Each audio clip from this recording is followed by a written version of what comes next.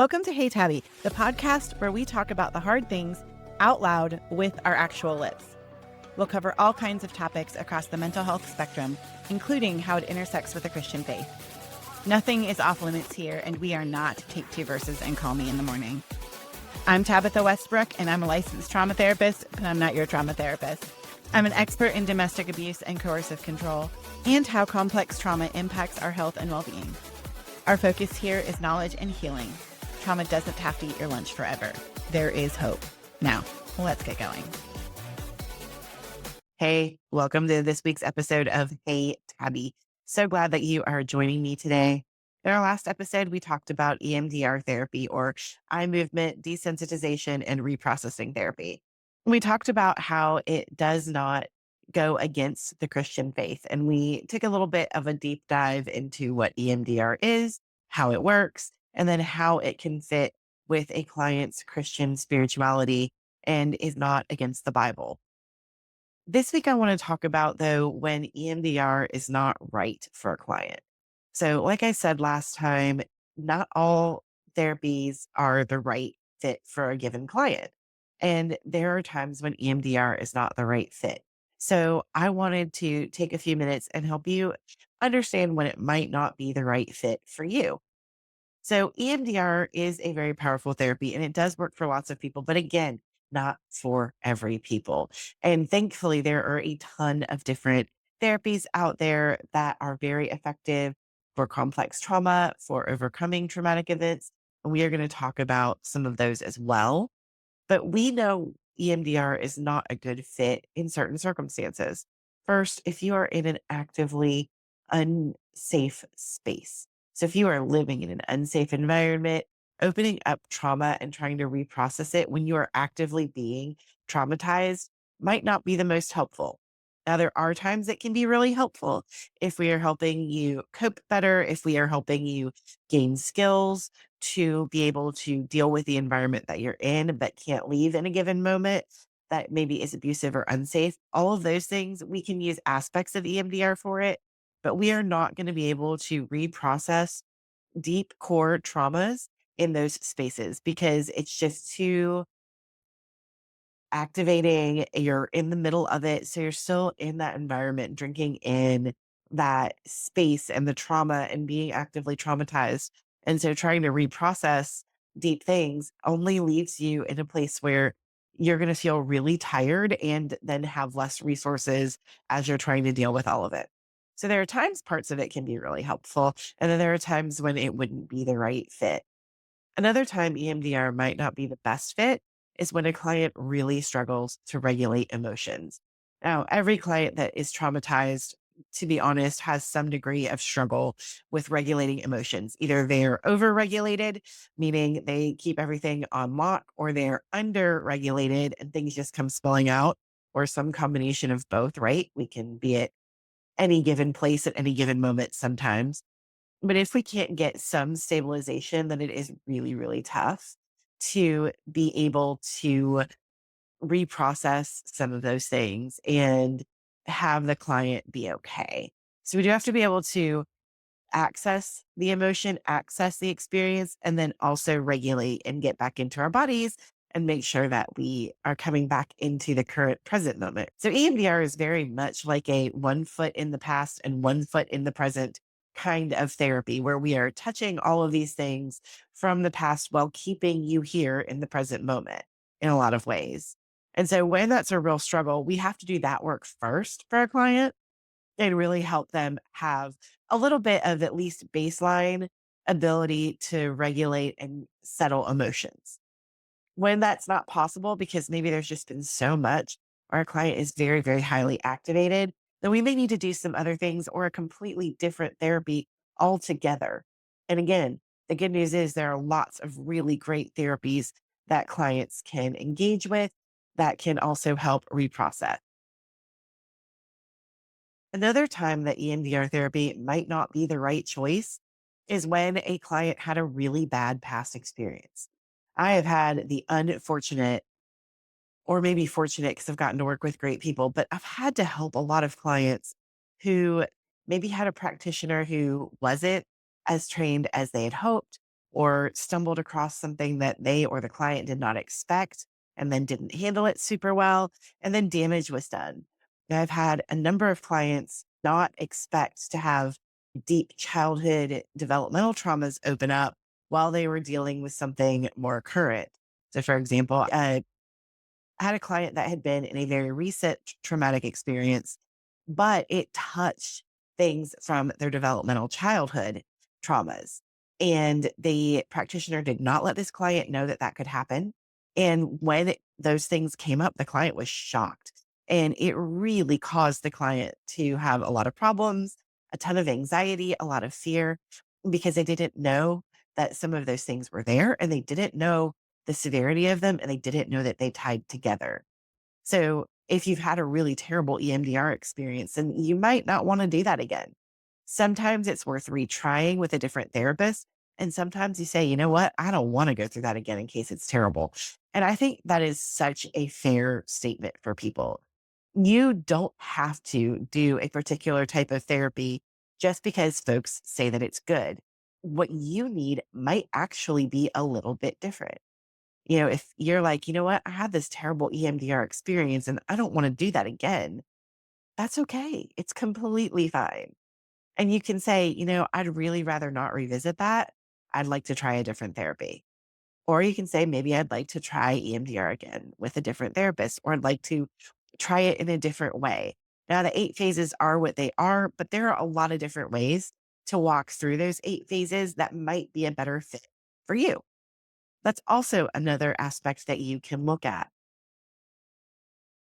I'll also say that if there is not adequate preparation, the reprocessing piece isn't quite right yet.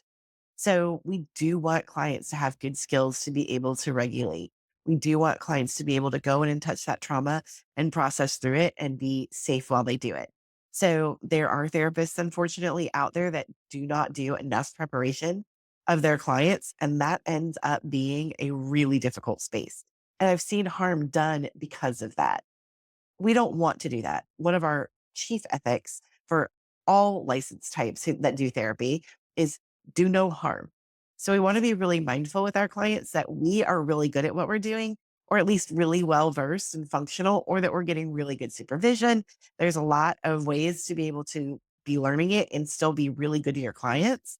And also just making sure that we are following the proper procedures. We are following adequate preparation for our clients so that they are not left in a place that is not good for them. Again, we want to be really good at this. We are dealing with people's souls. So we want to be really mindful not to enter into a place that we're not quite ready for. And if you're listening to this and you're a therapist and you're like, oh man, maybe I need a little more work there, I totally think consulting should take place no matter what. I think that no matter what kind of modality you practice as a therapist, it is always wise to have some peer support and to bring cases to various places, whether that is full on supervision or a peer supervisor or a peer consultation. We only know what we know, and sometimes we can only see what we can see, right? So it's really helpful when we can engage with other practitioners who are great, who can talk with us through a case, especially the more complex a case might be. Another time EMDR might not be the right therapy is if there is some sort of neurological issue or traumatic brain injury that would prevent EMDR from being therapeutic or appropriate. For example, doing something with eye movements with a client that has epilepsy would be incredibly unwise. Now, the good news is with EMDR, there are several different ways to get that bilateral stimulation. You can use eye movements. You can use audio sounds that go in one ear and then the other ear. So they alternate back and forth. You can use little handheld buzzers that buzz alternately back and forth. Or you can use self tapping where the client taps like on either side of their legs or does a butterfly tap, which is tapping where you cross your arms and tap your shoulders. Those things can all be forms of bilateral stimulation that do not use eye movements. So, yes, I know it is called eye movement desensitization and reprocessing. But what they have found through all of the research is that any bilateral movement is helpful in this. So, if a client has a neurological issue, like a traumatic brain injury or like some sort of other issue like epilepsy, and eye movements would not be helpful, then it could be done another way. But I would always encourage a provider to check with any neurological team that is on board. So if a client is working with a neurologist, then we would most definitely want to have a release and connect with that neurologist to make sure that EMDR, the reprocessing, and all of the bilateral stimulation is going to be safe for the client. Again, at the end of the day, what we don't want to do is make things worse or harm somebody. So there are times when it just wouldn't be appropriate. Again, that's where other therapies come in. Another reason EMDR might not be the right fit is the client doesn't like it. It's just not a good fit for them. And I think that is something that as therapists, we really have to consider. If a client says, I literally hate this and I hate coming in, but I'm doing it because I was told it will help me, then maybe that isn't the right therapy. Now, there are times that we feel angry towards something or that we might feel discomfort and say, I don't love doing it, but I know it's helping me. Kind of like exercise, right? Like the times when your muscles are sore after you've been lifting weights or things like that, you're like, man, maybe I don't love that sore feeling, but I do love that I'm strengthening my muscles. That's different. There are going to be people who just don't like it. Maybe they struggle to visualize. Did you know that not everyone sees pictures in their heads? That is a true statement. For those of you that see pictures in your heads, that might weird you out that there are people that do not have imagery up there. They don't. Now, there are other ways to access memories and do things with EMDR and reprocess things that do not need a picture. However, clients might just not like it. They may say, this is not a therapy I enjoy doing at all. And I'd rather not come to therapy than do this again. And I think as therapists, we really need to honor that.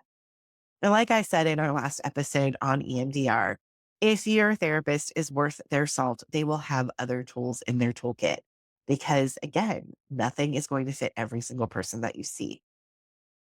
So let's talk about what some of those other tools actually are. I'm going to name a few different therapies and we're going to talk pretty briefly about them, but we can always come back and do a full episode on each one. One of the alternate therapies for EMDR is brain spotting.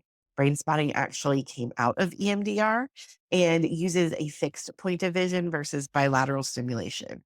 Now, sometimes brain spotting will use sound in alternating in each ear, but most of the time you don't have to do that. It can just be a fixed point of vision or even a body sensation that you are able to process from. For folks that really struggle with the bilateral movement or really just hate EMDR or have the neurological struggles like the traumatic brain injuries or epilepsy, brain spotting can be really effective. I use it with lots of clients. So I am EMDR certified, but I am also trained in brain spotting and have done developmental trauma training for brain spotting as well. And that can really be helpful if EMDR is not a fit. I would say that the 2 therapies that I use the most are brain spotting and EMDR. Another treatment modality that is really helpful for a lot of people is somatic experiencing. And that's really where you are using the body sensations and allowing trauma to process through noticing body sensations. It's a little more complicated than that, but we can do a whole episode on that at some point. But with somatic experiencing, you really are bringing in the body and what is happening in the body as trauma is engaged. Now, you can also use somatic experiencing with EMDR and with brain spotting and with other modalities. So it doesn't have to be a standalone therapy either. I tend to use somatic experiencing with EMDR and brain spotting because, again, I'm very much a whole body therapist. And I find that that works really, really well. Another therapy is internal family systems. And this one is pretty complicated to explain in a short period of time. But basically, it's just looking at different aspects of ourselves and different ways that we process through our trauma in ourselves. So there may be protective aspects of us, younger and older aspects of us, and so on and so forth. It is not uncommon for me to also use this in conjunction with both EMDR and brain spotting, depending on what my client needs. Again, we're probably going to use some combination of all of these things in therapy with a client. So, depending on what a client needs, again, is going to dictate what we do. One other therapy I want to talk about is narrative therapy. And I am trained in narrative focused trauma care. And it is a particular way of engaging a client's story. So, in that, we are looking at developmental stories, particularly, and we are looking at how the client experienced that. We're having the client look at it a little bit differently. So it's a different way of engaging with your story. Now, I have used this again in conjunction with somatic experiencing, internal family systems, EMDR, and brain spotting, because you can combine all of these things together. And I found it really effective. So again, your toolkit is going to be unique to you. So there may be a ton of EMDR reprocessing, there may be some brain spotting, there may be some somatic experiencing, or you may say EMDR is not for me, or the therapist may note, hey, EMDR is not for you. Let's try something different. And you can totally do. I also think that as a client, it's really important to tell your therapist what is working and what is not working. And I know when you are a trauma survivor, it can be very scary to say, I don't like this. I'm not comfortable with this. Could we try something else? And I want to just encourage and empower you to do that. I don't want you to run from hard things. Obviously, we want to work through them because we want to get to that post traumatic growth and the healing, of course. But your therapy is yours. And it's important for you to be able to say, hey, this really works, or I really like it when we do X, or you give me this type of homework, or I get to engage in this kind of journaling, or when we do more reprocessing, more than narrative therapy in a session. Those things are really important. And hopefully the therapist will say, oh, absolutely. And if for some reason the therapist says, hey, I don't think you're quite ready for that, or maybe this is a better fit, then they should be able to explain to you why. They may say, man, you're really, really emotionally reactive. And every time we get close to that trauma, you really have a hard time for several days. So we need to do more of the regulation piece, more of making sure that you're prepared before we go into reprocessing, because I don't want you to feel discombobulated for days on end afterward. So let's work on that a little bit and then let's return to this. And so a good therapist, even if they can't say, hey, I think this is a great idea, they're going to tell you what idea might be better for you and why. And your treatment is an open book. You should absolutely be able to talk with a therapist about why he or she is doing what they're doing, why he or she is choosing what is being chosen, and say, I would like to try this. And if your therapist doesn't know how to do it, so let's say you go read up on internal family systems and your therapist doesn't know a thing about it, then you can ask a couple of things like, hey, do you have a referral for somebody that I could try this with?